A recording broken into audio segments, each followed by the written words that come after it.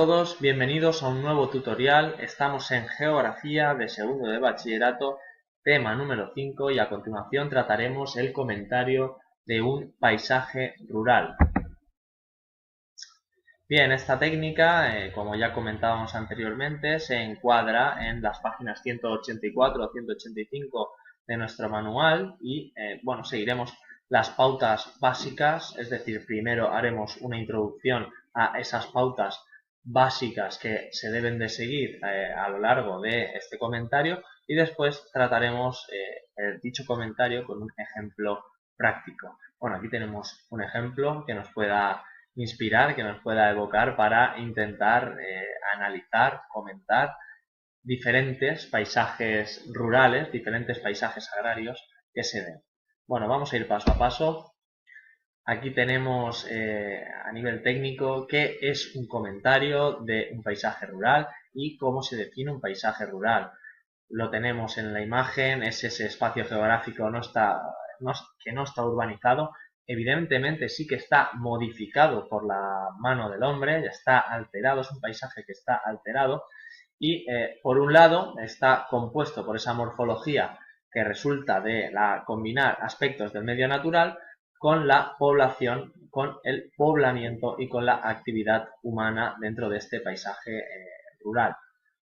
La actividad es principalmente la agraria, es decir, la agricultura, ya lo sabemos, la ganadería y también la explotación forestal, pero sin embargo actualmente lo hemos visto a lo largo de este tema, se están implantando unos nuevos usos al mundo agrario, al mundo rural, como aspectos industriales y sobre todo aspectos de aquello que hemos llamado como terciarización del paisaje agrario, es decir, turismo, actividades deportivas, caza, etcétera, etcétera, que hacen que este paisaje rural se vaya a diversificar. ¿Qué aspectos debe de incluir nuestro comentario y que debemos de seguir paso a paso? Recordad, esto es un esquema que hay que seguir y ahí tenemos que interiorizar a través de la práctica paso a paso. Y un consejo que doy siempre antes de empezar cualquier comentario, parémonos 5 minutos. 2, 3, 4 minutos para observar qué paisaje es, para intentar identificarlo y para intentar crearnos ese esquema mental que después desarrollaremos y después parémonos 2, 3 minutos o 1 o lo que nos dé tiempo para realizar aparte el comentario, la pauta, el esquema y a partir de ahí empezar, digamos, a rellenarlo poco a poco. Yo creo que nos va a servir para tener una mayor reflexión y para intentar sacar lo mejor de nosotros.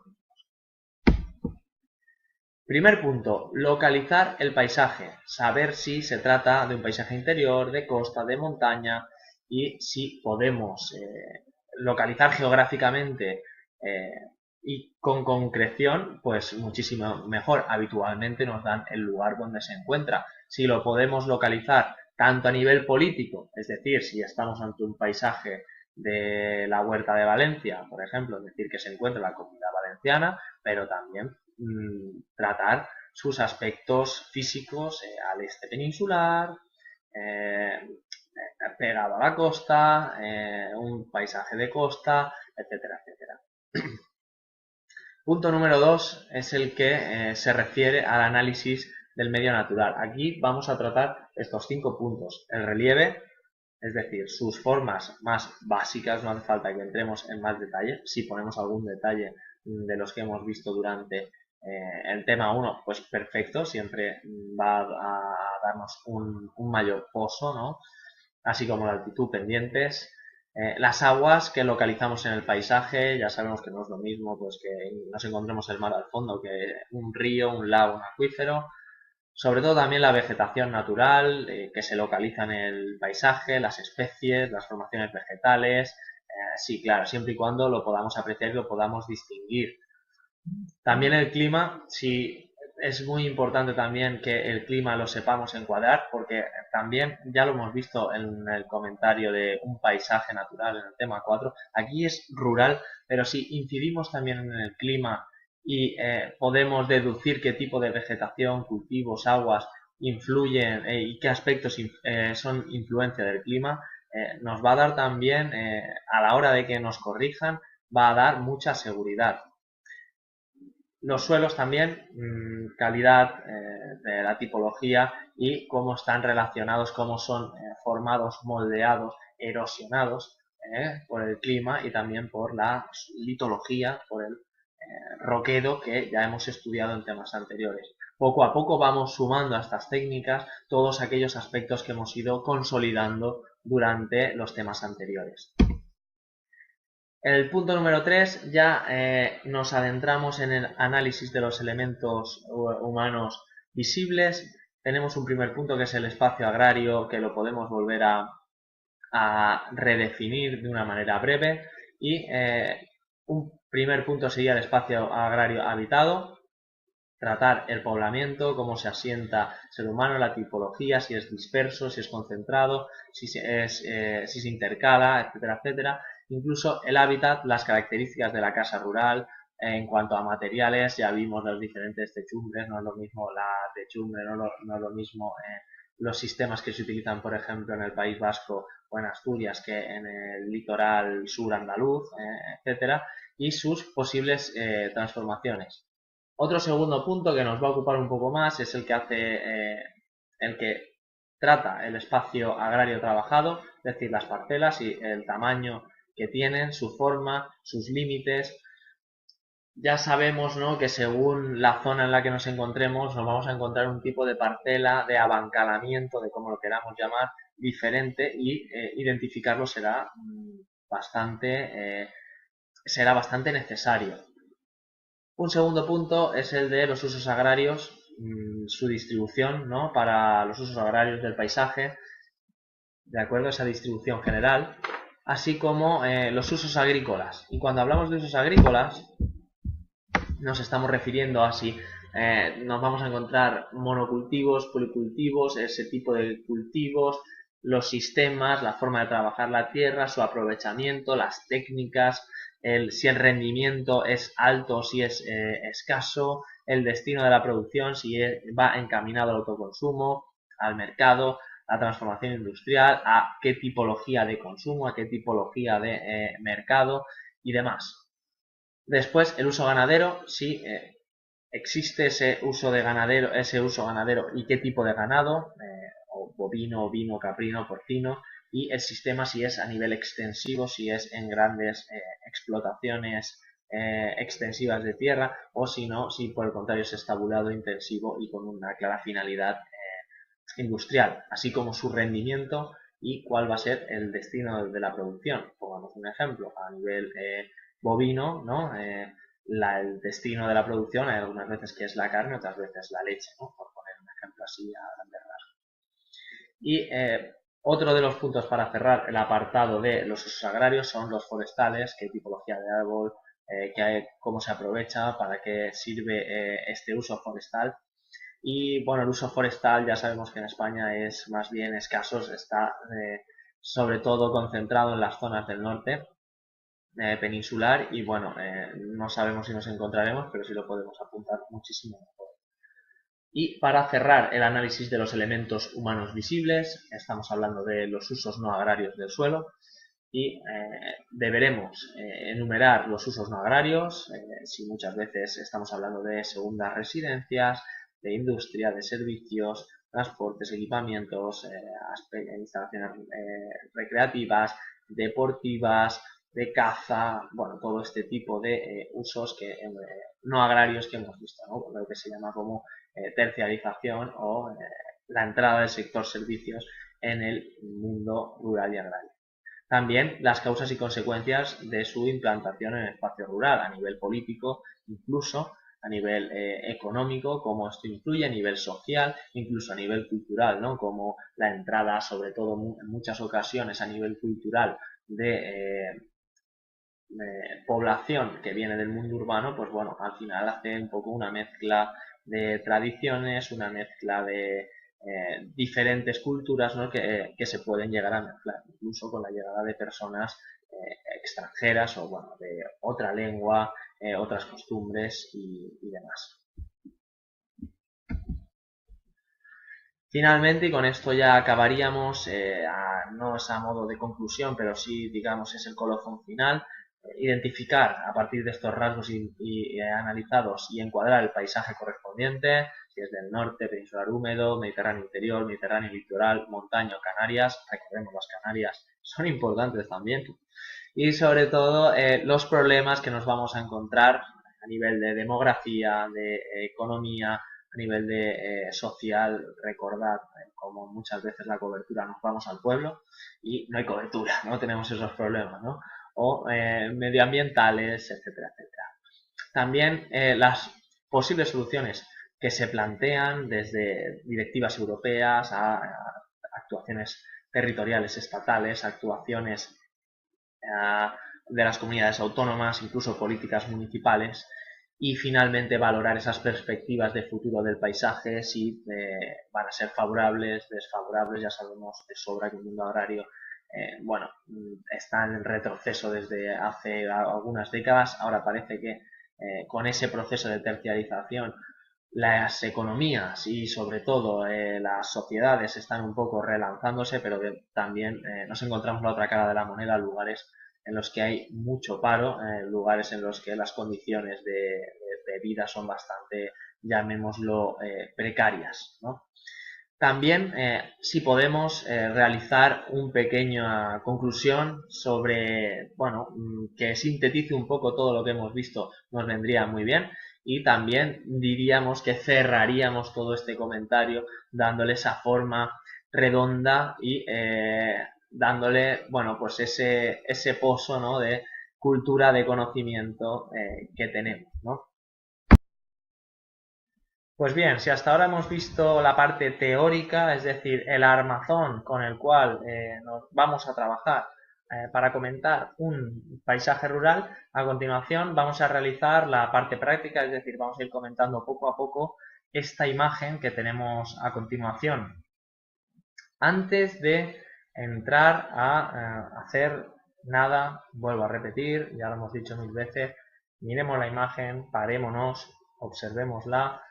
Vayamos a nuestros archivos mentales, intentemos identificarla, escribamos nuestro guión y poco a poco vamos a ir completándolo. Ese es mi consejo, perder 5 minutos. ¿Por qué? Porque al final es perder para ganar, para aclarar nuestras ideas, intentar sacar todo lo que tenemos, todo lo que poseemos, todo ese saber que poseemos, ¿no? También, muy importante, lo tenemos de todas las técnicas y esta no va a ser una excepción. Empecemos siempre con una introducción, la misma para todos los paisajes rurales, todos los paisajes agrarios. ¿Por qué? Por una sencilla razón, porque cuando el examinador vaya a examinarnos y vea que hemos hecho una introducción donde comentamos qué es un paisaje rural, de qué se compone, cuál es la actividad principal, es decir, hacer un pequeño repaso de lo que es la técnica y comentar que lo que estamos viendo en la imagen va a dar seguridad y además va a invitar a una predisposición a corregir de una manera bastante interesante, es decir, se va a interesar el examinador, el corrector, cuando vea que existe, digamos, este conocimiento y se empiece de una manera ordenada, clara e introductoria y no como un elefante en una cacharrería escribiendo cualquier cosa. Ese es mi consejo. Por favor, seguid esta pauta. Es muy importante y nos va a dar seguridad y sobre todo le va a dar confianza al corrector para tener una valoración ya de entrada positiva, aunque después fallemos en otras cosas que de hecho no vamos a fallar, pero por si acaso, ¿no? Volviendo al paisaje, primero, podemos ya definir en un principio que es un paisaje agrario que se encuentra en la costa mediterránea, en el sur peninsular. ¿Por qué? Porque se sitúa en la localidad de Salobreña y está en Granada, en el sur peninsular, con lo cual, bueno, ya sabemos que es un paisaje mediterráneo y que se encuentra en el sur de la península ibérica. Primer punto, que hace referencia al medio natural o al medio físico. Como podemos ver en la imagen, se presenta un relieve llano que es junto a la costa. Vemos la costa al fondo. No sé si se observa, se puede observar desde la imagen. Esto es la zona de la costa. Y vemos también toda esta zona en un primer plano donde se disponen los cultivos. De la misma manera también vemos este promontorio rocoso donde en este caso está ubicado el poblamiento rural.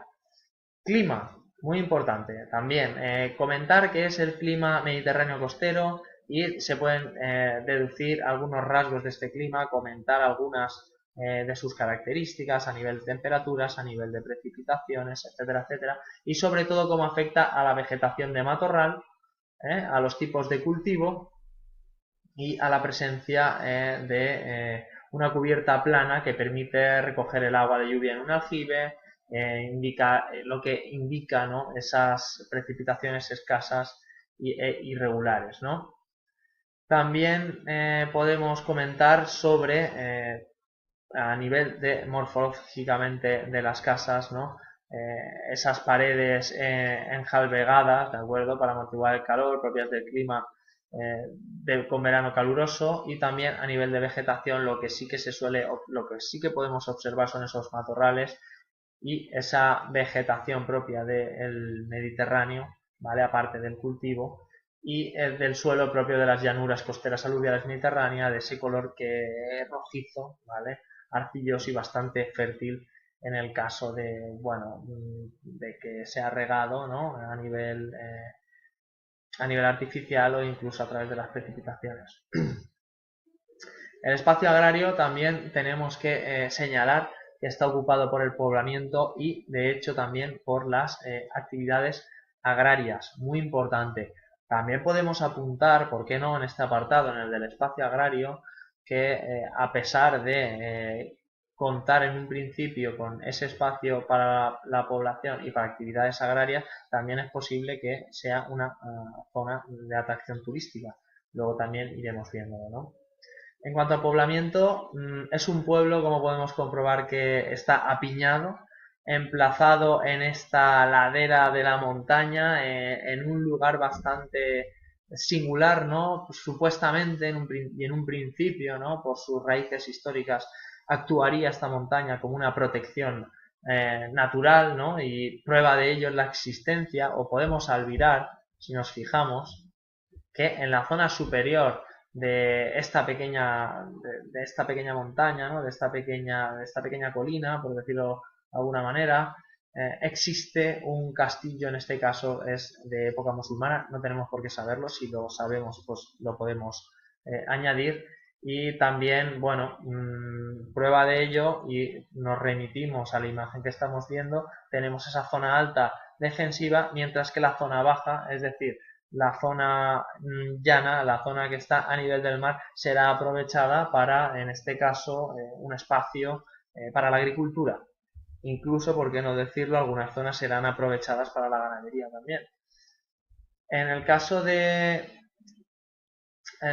las casas, ya lo hemos dicho, que se corresponden con una morfología tradicional, con esas paredes enjalbegadas, ¿vale?, con una cubierta plana y adaptadas a un clima bastante escaso en precipitaciones, seco, con unas temperaturas que en verano seguramente sean calurosas, mientras que en invierno, bueno, serán bastante suaves por ese influjo del mar, ¿de acuerdo? También se recogerá el agua en esos aljibes, ¿no?, que comentábamos, porque, bueno, en estos lugares donde las precipitaciones escasean seguramente tengan un régimen entre 300 y 800 milímetros anuales, pues bueno, es muy importante recoger estas lluvias en aljibes, ¿no? En cuanto al espacio trabajado, es decir, la zona que hemos visto anteriormente y que alberga toda esta extensión de tierra, podemos descifrar cómo nos encontramos ante parcelas de pequeño tamaño que están medidas regularmente, que están dispuestas de manera regular y que componen un paisaje de campos abiertos en el que no existen esos cierres físicos entre parcelas, ¿no? También muy típicos en este caso de parcelas de minifundio sin grandes extensiones de latifundios de tierra, ¿no? En cuanto al uso del suelo, este es predominantemente agrícola. Como podemos comprobar, se trata de una zona donde abunda el policultivo, en la cual los cultivos varían en función de la existencia o no de riego. El secano, que lo podemos observar en este primer plano de la fotografía, ¿vale?, está ocupado por cultivos arbóreos extensivos, como puede ser en este caso exactamente el almendro. La superficie que encontramos al fondo de huerta que está regada, en cambio, se presta mucho más a una agricultura de tipo intensivo, en la que es posible una mayor diversidad de cultivos. Bueno, ya podemos comprobar que son todo productos de carácter hortofrutícola.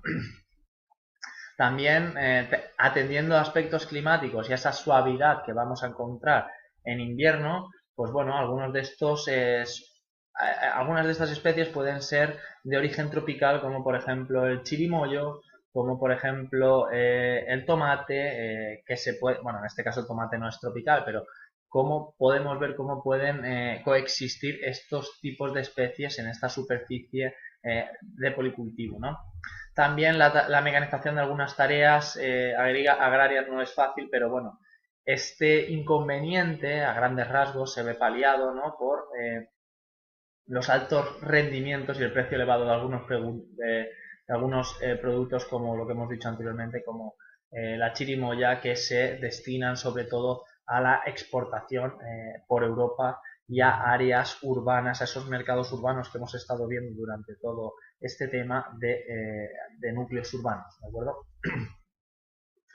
Los rasgos analizados son propios de un paisaje litoral mediterráneo, con, como hemos podido comprobar, cultivos de secano por un lado, ¿no?, cereales, vid, olivo, almendros, y por otro lado, también a nivel ganadero nos vamos a encontrar con zonas de cría de bovina, porcina, estabulada. No es este caso, pero sí, por ejemplo, el de Cataluña, así como la ovina en zonas de secano.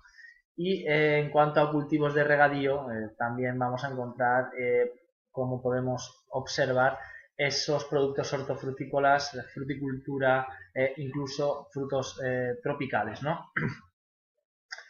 ¿Qué problemas nos vamos a encontrar? Bueno, por un lado, la reducción del espacio cultivado y por ende la extensión de otros usos del suelo, como la actividad turística, que van un poco a rivalizar, ¿no?, en este espacio.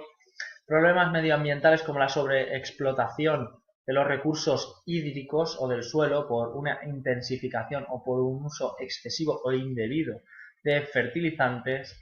Y bueno, nos vamos a dar cuenta de esto. ¿Por qué? Porque tenemos por un lado los agricultores tradicionales con esas pequeñas parcelas, pero por otro lado esos usos turísticos por aspectos de turismo deportivo, de caza, turismo de segunda residencia, turismo gastronómico, etcétera, etcétera, van a darle esa mayor intensificación al suelo. Vamos a necesitar muchos más recursos y por lo tanto vamos a sobreexplotar de manera el terreno. Esto a la larga va a ir en nuestra contra. Y bueno, ¿cuáles van a ser las soluciones más habituales? En primer lugar, controlar la expansión urbana. Es muy importante no ir comiéndonos cada vez más trozos de huerta, trozos de huerta, trozos de huerta, como ha sucedido en muchas partes del Levante español. La utilización de un riego cada vez más eficiente. Ya sabemos que vienen estas acequias, ¿no?, de época medieval musulmana, pero bueno, actualmente el riego por goteo está muy extendido, y el control a través de estos riegos, y la reducción sobre todo del abono de productos, del abono de químicos, de fertilizantes, de pesticidas, y utilizar de nuevo esa rotación de cultivos para no sobreexplotar y para no hacer baldías estas tierras que son muy fértiles, la mayor parte de ellas, ¿no? ¿Cuáles son las perspectivas que nos vamos a encontrar? Pues bueno, el futuro son esos frutos tropicales, ¿no?, que se van a poder empezar a cultivar aquí, esos productos de huerta y sobre todo ese carácter exportador que van a tener todas estas zonas, debido a justamente eso, ¿no?, a unos productos que van a ser de cierta calidad, que no van a poder competir efectivamente con productos de menor coste que provienen de otros países, pero que sí que van a tener ese valor añadido, ese valor de calidad, y que van a ser se van a poder exportar tanto a Europa, ya sabemos que la zona de Murcia, Almería, sur de la Comunidad Valenciana, Alicante, se suele conocer como la huerta de Europa, ¿vale? Y también no solamente a esas zonas, a la exportación europea, sino también a mercados urbanos donde la calidad de vida o el nivel de vida y bienestar es alto y es donde van a tener muchas más salidas. Finalmente, hacer una pequeña conclusión a modo de síntesis, 3-4 ideas sobre el paisaje rural y con esto un poco habríamos hecho esta práctica. Espero que os haya servido este vídeo, lo de siempre, esta es la parte teórica, esto es un ejemplo, pero tenemos que intentar practicar, tenemos que a base de ejemplos adquirir ese hábito y solamente de esa manera podremos llegar a observar una imagen y poder analizarla de manera correcta. Así que nada, espero que os haya servido de nuevo este tutorial, muchas gracias y nos vemos en clase.